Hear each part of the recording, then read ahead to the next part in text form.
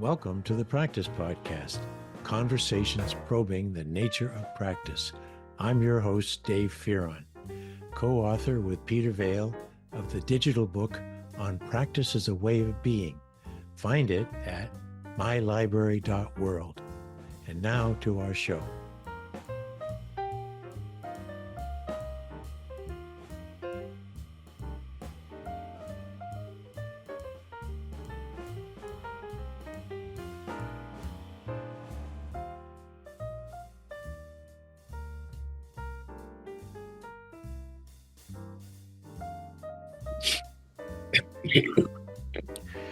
Well, one of the more exciting, if not most exciting things about my podcast as we're approaching 300 episodes with over 200 very, very interesting people is that I get to meet new people, new to me, through various connections that just come. And, you really should talk to Norman Wolfe. So that's the connection.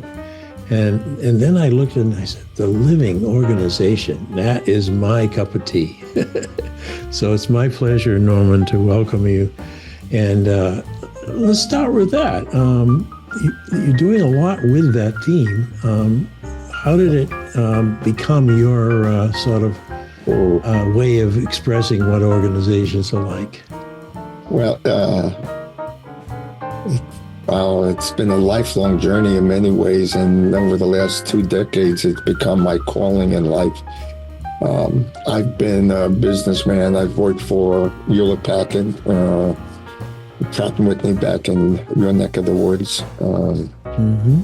And throughout my career, I always felt there was something sad about the way people live in business, operate in business. Didn't quite understand it, but just could feel. I mean, I've always been one who enjoys life, enjoys the practice of living, if you will. But people spend so much of their time in their career endeavors, and so few really enjoy it. I remember at Pratt & Whitney, I had a supervisor say to me once, work isn't about having fun. Work is serious. If it was about fun, you paid them like you paid Disneyland, right? And it's like, huh? What is that all about? I've heard that kind of sentiment expressed. Yeah. So and that was early in my career, and throughout my career, I've been interested in 2 things. One is why, and Gallup really put a number to it. Why are so many people disengaged? Mm-hmm. And why are so few companies able to execute their strategies more effectively? The statistics say 70% of them fail, depending on which report, 63 to 92. We're just not doing a very good job in business. And I was actually at a spiritual retreat, and somebody was asking me what I did, and I explained I help consult to organizations, and she said to me, what makes you different than any other consultant? That's a good question. And the words I uttered, without even giving it any thought, was, I think it's because I look at organizations differently. To me, there's something as very much alive. They're like a person. And that opened the door to what ended up becoming my career, my calling. Yeah. What was her reaction when you said that? It's like, what was her reaction? Yeah. Her reaction was, wow, that's fascinating. You should write a book. Oh, and you did. And there it went. But this sort of feedback to the sort of the grayness of corporate life that you experienced firsthand, and that whole point of don't bring joy to work. We used to say, leave your personality at the door. And then there's a connection, however, between those disengaged numbers and how so many corporations are not successful in their strategy. Yeah. Because somehow we look at the top 15 people and we say, oh, they're the company.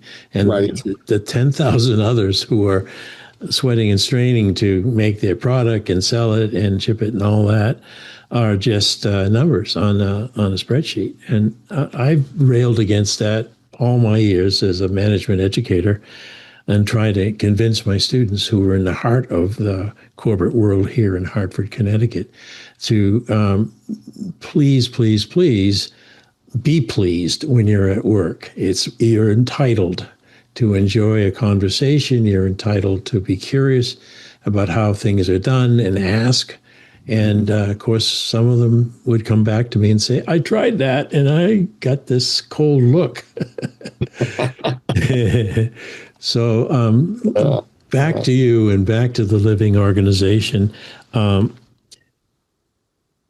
As you were working with that theme and expressing it one way or another, even before the book, were you getting some pretty nice results from that in terms of saying, hey, we want Norman in here. He's got a different idea about organization.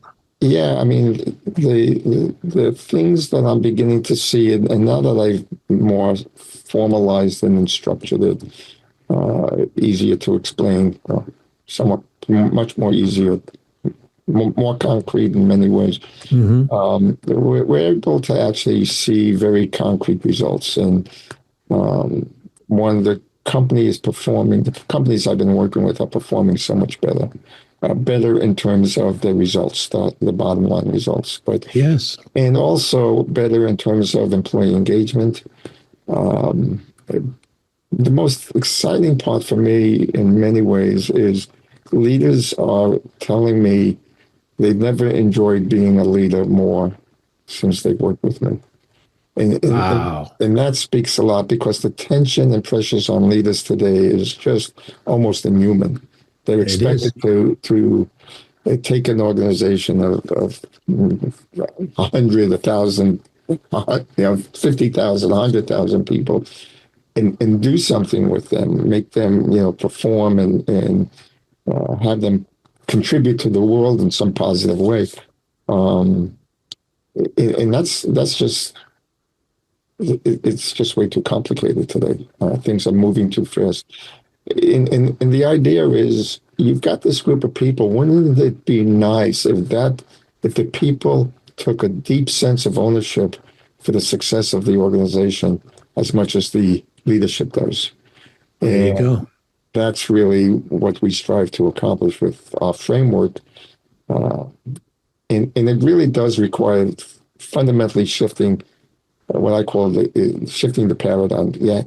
You have to get out of the paradigm of how we've been trained, not only leaders, but employees as well. Look, Absolutely. Employees have been conditioned for a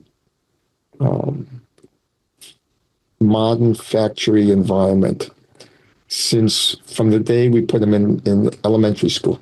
Yeah, I know. Right on through university. Right? Don't let them make any mistakes. They make them figure out what the teacher wants and give the teacher so you get an A. Right. Figure out what your boss wants so your boss. It's almost like we have an environment where the parents are raising the kids by telling them what to do and how to do it, and then wonder why the kids never grow up to lead their own lives, right? And we have sort of that same metaphorical dynamic happening in business. We have everybody depends on the leaders for making decisions. Tell us what to do, tell us where to go, tell us how to do it. Tell me what success looks like for me, so I am successful in your eyes and I can get the raise, the promotion, whatever. I can have and that's basically maintaining a parent-child relationship with the parents doing everything for the child. It's not very healthy for the leaders and not very healthy for the organization. That's the environment we have. That's so deep-seated, though. I mean, it is. You are. I'm not fair to you, but it's a lot like Don Quixote in a way, saying, sometimes it feels that way. I'm going in there. And people say, no, no, no, because it is so deeply seated, at least in the U.S. Versions of companies. I don't know much directly about other parts of the world, except Japan, which made their model of employee involvement and engagement have a lot to do with quality back in the day. And Right. so we were starting to get glimpses of how to change that paradigm that you've described way back in the 80s. But Absolutely. still, it's we And keep reinforcing it, though. That's the problem. I use the Japanese, the U.S. attempt to take the Japanese methodology and bring it to the U.S. and how we have mechanized it. Japan is a very, they believe strongly in tracking energy, if you will, right? And human energy. And when the example I remember very strongly was the initial efforts was quality circles. And because we saw the activity they did in Japan, and we brought it over here and did the activity, but we never put the underlying context with it. Not at We all. never put the mental framework, the mindset, if you will. We never brought that over.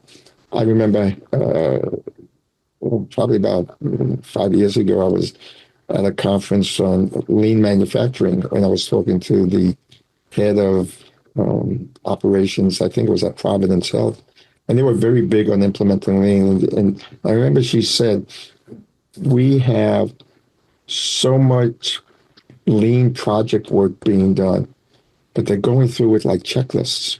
There's no Yes. lean mindset." And Yes. that's the mechanization of these principles. Yes. Like you, I'm a student. You can see my bookshelf behind me. I'm a student of management and leadership theory, and what's amazed me, and what got me on, one of the other things that got me on this path was the fact that we have all this wisdom. I mean, we have books upon books coming out every day, from Tom Peters to Daniel Pink to Jim Collins, Amy Edmondson, Kim Scott. I mean, the list goes on and on about how we can run organizations more effectively. The problem is we're stuck in that paradigm trap. We take this information and try to mechanize it so it fits the machine paradigm. Yeah. And it doesn't work. Now, as I said earlier about practice being unique to each person, often I've been asked, why haven't you, put together a model about this? And I said, because this is poetry. This is music. It doesn't lend itself to an engineering solution to be able to discuss how someone becomes an extraordinarily good individual practitioner. Now you're talking about a collective of practitioners in companies like Hewlett Packard, which I think, by the way, did some pretty good things back in the day to shake some of that loose, didn't they? Because I remember going out to Boise to visit one of their factories, and I was very impressed. But this is a long time ago. Yeah, unfortunately, I feel blessed that I was part of the Hewlett Packard in its iconic days. I was there from 73 to 88. Yeah, that's when I was looking at it very closely. Yeah. And trying to get my students to believe that there's another way, the Hewlett Packard way. It had a lot of employee engagement, a good compensation, and a lot of innovation. A lot of innovation. It was very creative. And a lot of the principles that I have within the living organization framework honestly grows from my experience at HP. Looking at how we treated people. One of the keys to our approach is ending the bifurcation between the hard side and soft side of business. You alluded to it earlier. You think of an organization and you think of the CEO and the executive team. That's it. Right, that's the organization. We are the company. We are the company. I wrote a blog not too long ago saying employees aren't the most important stakeholder. I think that was the title of it. And the premise of the blog is, if you think about who are the stakeholders of an organization, they are usually elements that are outside of the organization. Right? Yes. At the investors, we've got the customers, we've got suppliers, we've got the investors and regulators. And I said, you can literally take all of those elements away and you can still have a viable organization. You can have an organization with no customers, no suppliers, no investors, probably can't get rid of state regulators because they're always present. But if you take away people, you don't have an organization. Yeah. Yeah. So again, this paradigm trap of how we think about it. The organization's a box, people are components. We got a new component called AI. Hey, we'll replace the old components with new components. And replace the old components. And off we go, right? This is the yeah. And you think of AI and you think about that way of approaching it versus I've got an organization that's alive, it's a person, I've got a tool that can make this person more effective. It's not about replacing them, No. either individually or collectively. It's about using tools to make humans more effective. No, humans created tools forever from every the purpose. Creation of the wheel, right? To fire, and we always do it to make our lives easier. Yes. Right. And safer and safer. You know the list, and healthier. Yeah. I mean, and certainly if you mentioned healthcare and hospitals and so forth. You can probably see by the tape on my nose that I was in a major hospital just a couple of weeks ago, and I was really, really impressed with how much technology they had. Mm-hmm. But those machines, they were machines, were being operated by very skillful human beings who seemed quite happy. In fact, the theme of that particular hospital, as 5 to compete with here, this was the university hospital, was everyone who's here is going to leave feeling better at the end of their workday or after a long, recovery after surgery. They're going to feel better and be better. And I thought, there's sort of boiling it down to what you do with a multi-billion-dollar enterprise. Bring people to work there so they don't go in marching like they're off to the end of their hopes and expectations. Now, I want to hear more. I'm going to give you a chance. I want to hear more about how it was that you, with your work, have better results in the businesses you're helping, and better feeling people. What's your this is awfully unfair. Give me your secret in 5 seconds or less. We're Americans after all. We want them quick. We don't need to think. But there's something there that you discovered and are doing. Excuse me. I think one of the key excuse me, I got this. I get this periodically. Yeah, it's okay. I can just edit out the coughs. Take your time. We're good. There you go. Okay, one of the key orientations I took when I started this process was recognizing that no matter what I did, I had to be able to address a leader's number one responsibility, and that is to create the results that ensure the company survives over the long term. Mm-hmm. So this was not these.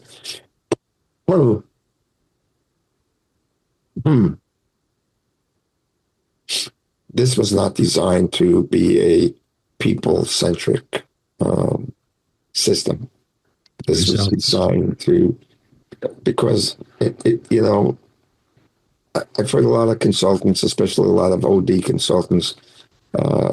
We shouldn't care about profits. We should think about people only, or people, profit, and planet, and all those kind of funny sentences that we tend to use. And I said, no, as a leader, I must produce the results. And whether you call that profit or market share or return on investment, I don't care what metric you use. I have to produce the results that's going to ensure we're successful. Mm-hmm. And then I asked the question and got back to, so who and what makes the results? Exactly. If it's a machine, if that's my orientation, then I will approach that problem set very differently than if I see it as a person. I don't coach a person like the person is a machine. I take into account their feelings, their belief system, their the skill set. I mean, all of that, their relationships, their interaction style, their psychology, their mindset. I take all of that into account when I'm working with an individual. So why should I, as a leader, not take all of that into account when I'm working with an organization? If an organization actually is a living person, like a group of starlings, they operate under some sort of a magical synchronization. Yeah. It's wonderful to see when it's happening. Yeah. So that's sort of the secret sauce, is looking at answering the question, if we assume, as I do, that an organization operates and delivers results like a person does, then the question becomes, how does a person create results? Ooh. And we just built it from there, with the understanding that everything we do must serve the organization's need to be successful. Mm-hmm. In many ways, it's the same. It's the same way we think of the human body. Well, you're going to get me into my concerns with the medical profession. The human body is a very holistic, highly integrative entity. Mm-hmm. We've proven over and over again that our thoughts affect our health. Our thoughts, they've even, Bruce Lipton has shown that our thoughts change our DNA. Yeah. Right?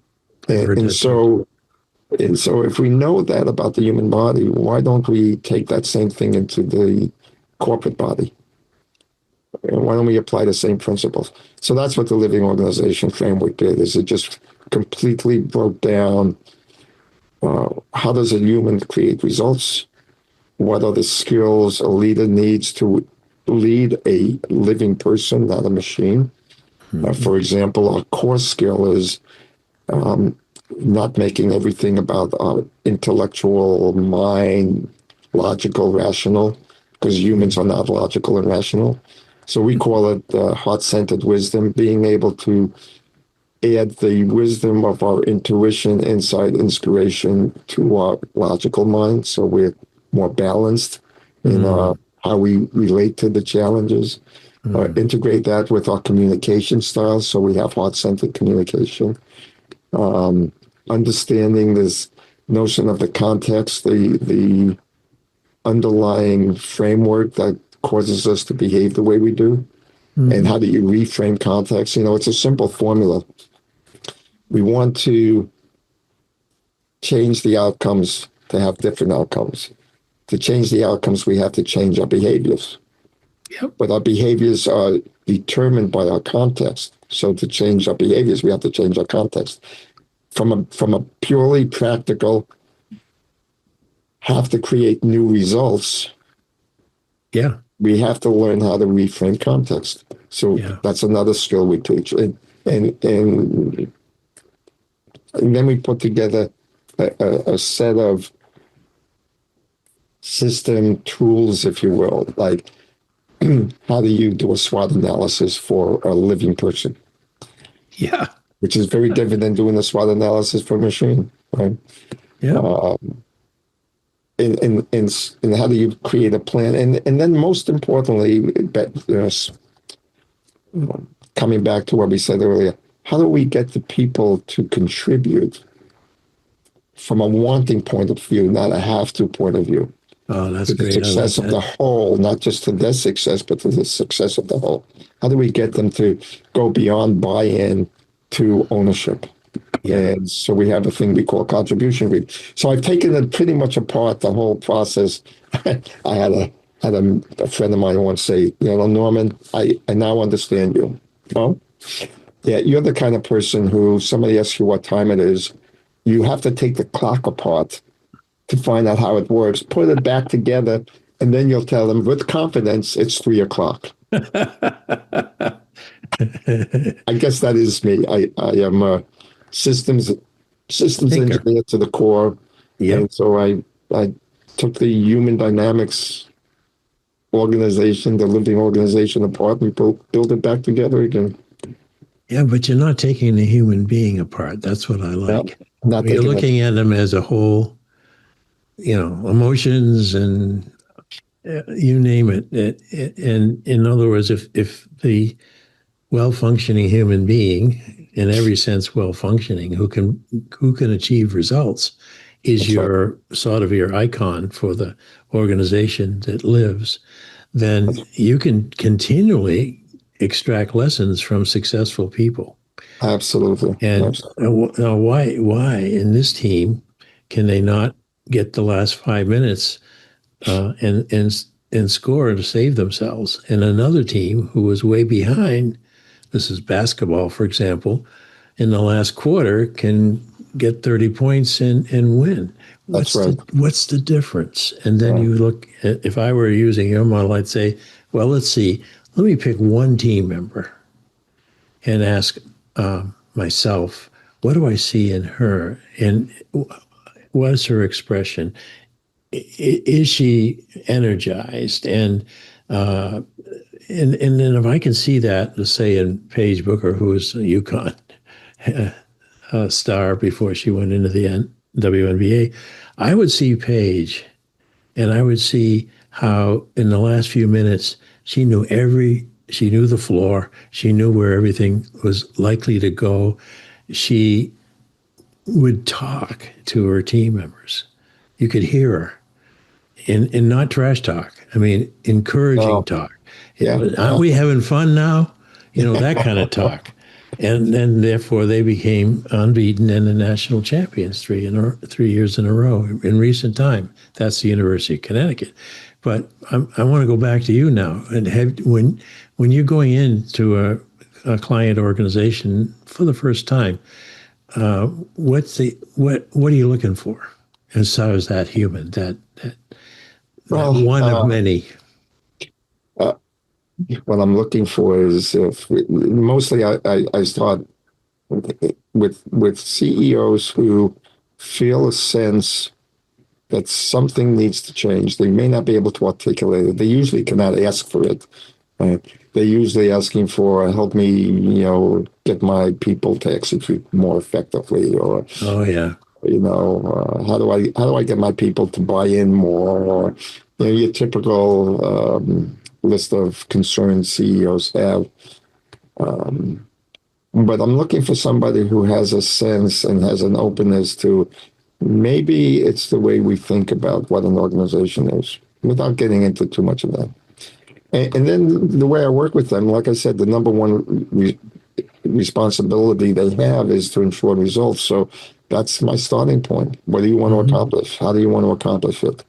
And then through that process, I begin to highlight or make visible where their current approach or thinking is actually hurting them.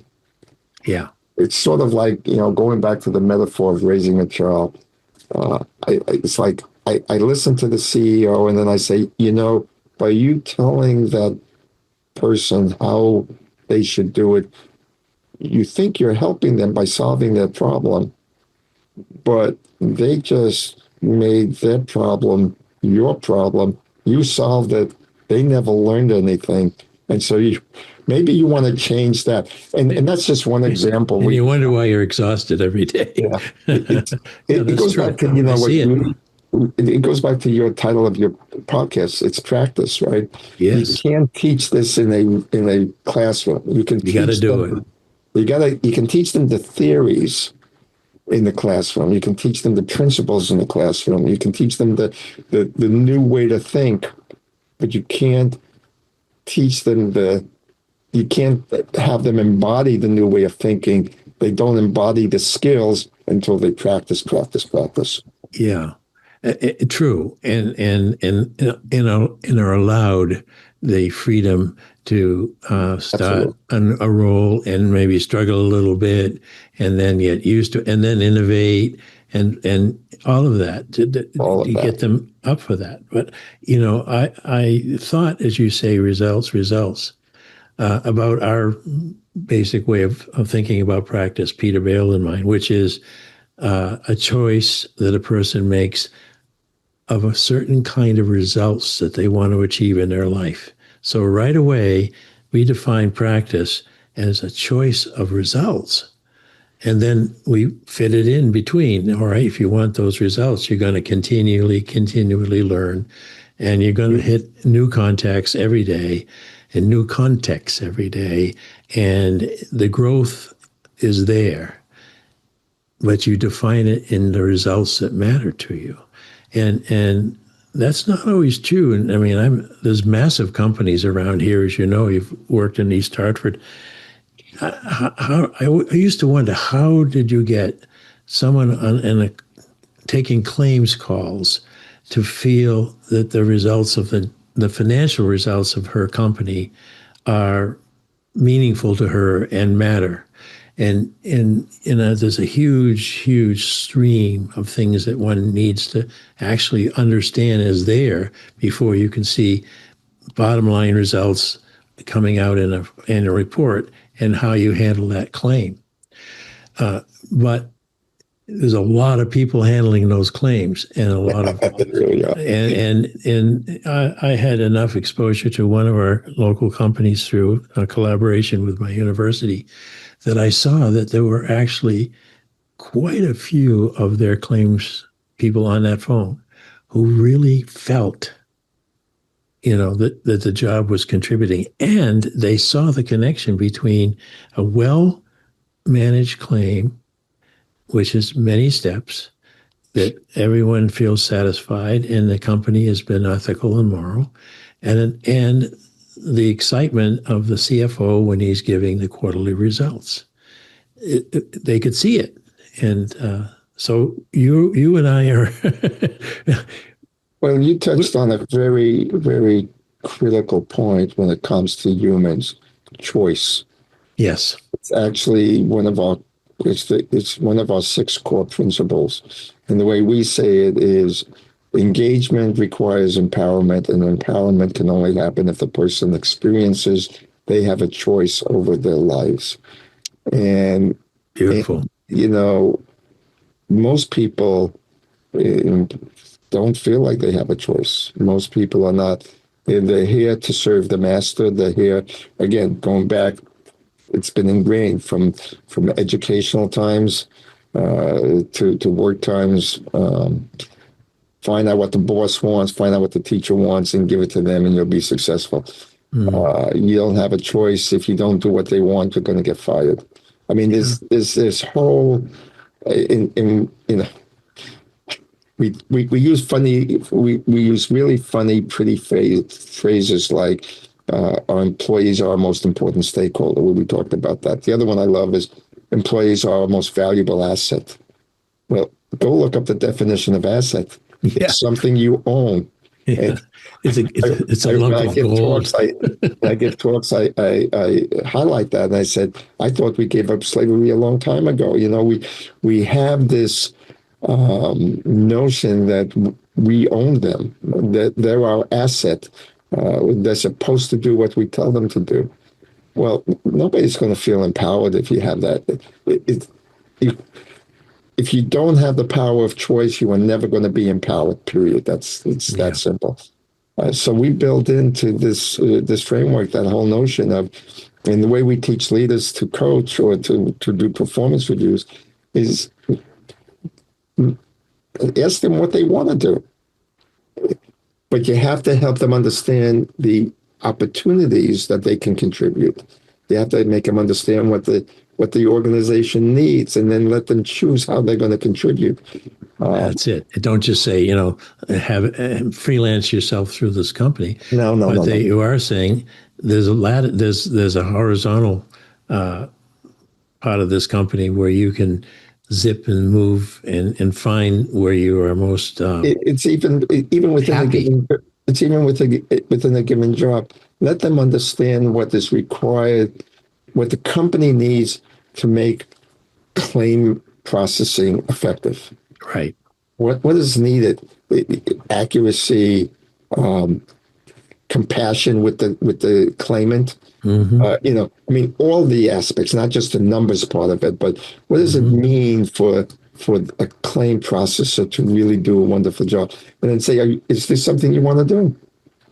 Yes. And Do you there choose to are do this? there are quite a few people and some of my students at Weir Regional Public University who said, I would like to do claims. I want to feel I'm the first person they speak to when there's a calamity.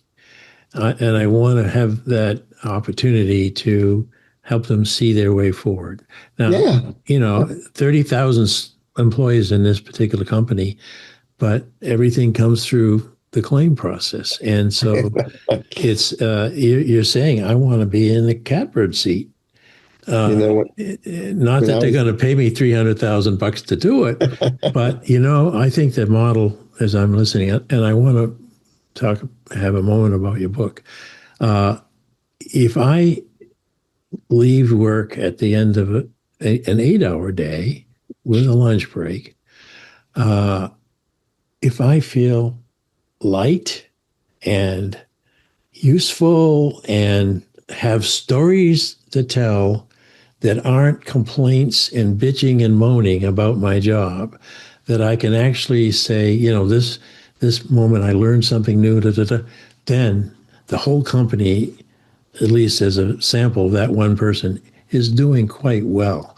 And if you get them all pouring out those doors at the end of that shift, mostly with their heads up and laughing. I mean, I've looked for that for years in my career, and I've yeah, wanted to be part of those kind of organizations. So you're right there at the cusp, I think, Norman, after all your years of synthesizing and synthesizing. Now, tell us where we can get that book and a little bit about it, and then we have to close on time. The yeah. book is So called Living Organizations. the Living Organization, it's available on Amazon. Book two of the trilogy is at the printers as we speak. Wow. And it's, according to the publisher, should be launched. Pre-orders will be starting in a couple of months and then launch, I think, in May or June. The first book is about the principles of the Living Organization Framework. The second book is about the leadership skills. It's called Leading the Living Organization. Mm-hmm. And the third book we're just starting to write, and its working title is Creating Results the Living Organization Way. And it's all about, now that you understand the principles, now that you understand the skills you need, let's go ahead and make our company successful. That's Quite a package. yeah. Quite a package. Congratulations on Thank you. wanting to put together a trilogy. One book can pretty much wipe you out as far as all the energy and concentration it takes. But putting this together, and again, generously for the organization members, some of whom are the former leaders, but all of them need to understand what your books say because they are what it's their life. I've been thinking about this is those 8 hours could have been used anywhere else. That's right. You could have slept through those 8 hours, but you put those 8 hours to work for that company to do what you've learned they need, but you also understand gives you life because it's a chance for you to practice being you. That's a We great firmly deal. believe There it is in those books. we firmly believe that people's lives should allow them to fully express their soulful purpose, whatever that happens to be for them. I like that. You know, the description of people coming out with their heads high and kind of laughing and feeling light. That's what happens when we feel like we're living a fruitful, contributing, making an impact. It doesn't have to be changing the world, just making a contribution to something useful, in something that people enjoy doing. Yeah. We'll always win out over other things. So your example about the basketball player on the court, reminds me of Robert Keegan's Job 1, Job 2, if you're familiar with it. Yep. He talks about Job 1 is we spend all our time defending ourselves, and Job 2 is doing what we'd love to, doing our work in the world. And if we did, I might have those backwards, but the notion is we spend so much time worrying and about our ego and our image and what does the boss think and what does this person think, and not enough time really growing and developing and maturing ourselves so we can live much more fulfilled, expressive lives. Boy, that's a great note to end this getting acquainted conversation. I look forward to learning more with you, Norman.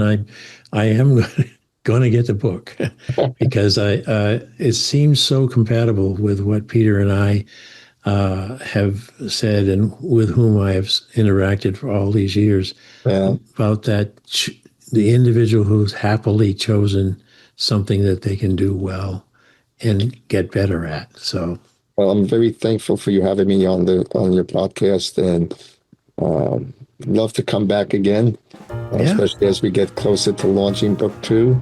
I'd love to, yeah, and it's intriguing. The leadership is the arc, though, between those two books. You take the leader and not leadership out of the equation, and it doesn't work. The leadership, I think, is a whole lot about inspiration, and I'm inspired by you, sir. Thank you. I appreciate that, and likewise. I'm always fascinated by people who host podcasts. It's a wonderful gift you give to the world. I'm glad to be your guest. Well, thank you. I love doing it. And I've been retired for 10 years from the time I used to be paid.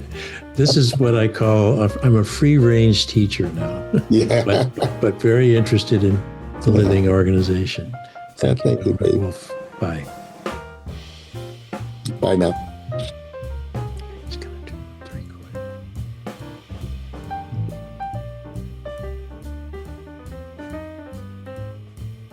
Thank you for listening to the Practice Podcast, conversations probing the nature of practice. If you'd like to hear more, go to Automatic, Spotify, Apple Podcasts, or YouTube. And please consider purchasing our book on practice as a way of being at mylibrary.world. It's a digital book with lots of features that you do not see in a conventional book. So once again, thank you, and I look forward to you listening again.